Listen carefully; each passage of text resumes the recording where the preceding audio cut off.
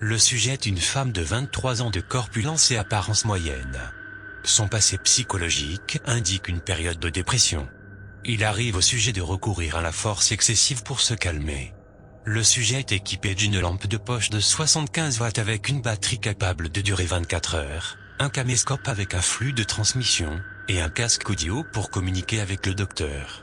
Le sujet est aussi équipé avec un sac à dos contenant 1 litre d'eau, 15 barres de nutriments, et une couverture de survie. Le sujet se tient sur le rez-de-chaussée de SCP-087. La lampe de poche n'illumine que les 9 premières marches. Les LED placés sur le mur, durant la dernière exploration, ne sont pas visibles. Le sujet descend 13 marches et s'arrête sur la plateforme.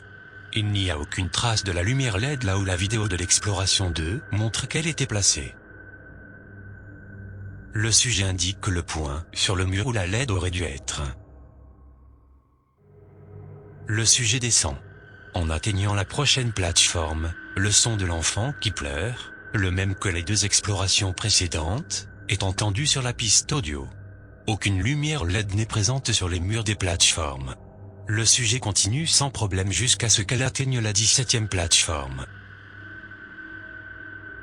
La vidéo confirme la présence d'une substance occupant un espace d'environ 50 cm de diamètre.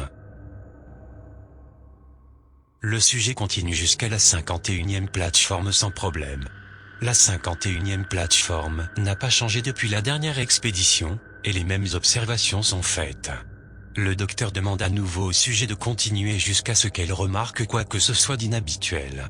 Le sujet continue sa descente jusqu'à la 89e plateforme. La vidéo est secouée et le sujet crie. La vidéo confirme la présence d'un trou d'approximativement 1 mètre de diamètre.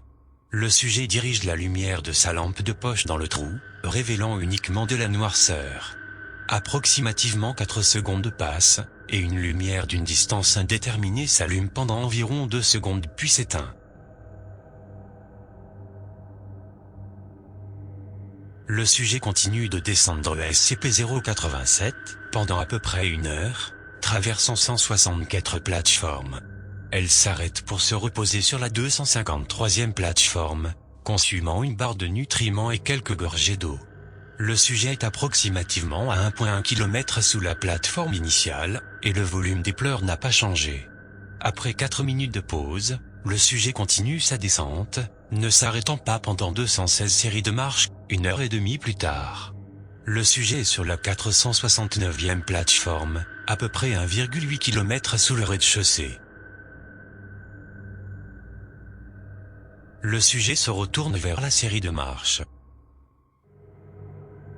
SCP-087-1, le visage, est directement derrière le sujet, bloquant sa montée. Le visage apparaît à approximativement 30 cm de la caméra. Ses yeux sont fixés directement sur la lentille, cette fois ne regardant pas le sujet mais la personne qui regarde la vidéo. La vidéo glitch et freeze pendant 4 secondes, accompagnée d'un bruit de crissement statique. Puis la vidéo revient, secouée, au sujet qui descend les escaliers rapidement. Le sujet continue de crier et de supplier hystériquement tandis qu'elle descend rapidement les escaliers. Le bruit de crissement précédemment entendu semble surpasser la communication audio, et derrière le son original de l'enfant, qui pleure peut toujours être entendu. Approximativement 14 séries de marches après, la vidéo change pour montrer la zone derrière le sujet. Le visage est maintenant à peu près 20 cm de la caméra. Il ne fixe pas le sujet, on dirait qu'il est fixé sur la lentille de la caméra, donnant l'illusion qu'il établit un contact visuel avec la personne qui regarde la vidéo. Il est important de noter que depuis la vue de SCP-087-1, le son de la fille qui pleure et supplie a augmenté en volume, indiquant que le sujet approche de la source. Après approximativement 150 séries de marches en panique, avec 3 confirmations visuelles de SCP-087-1 toujours en train de poursuivre le sujet trébuche et semble tomber, inconsciente.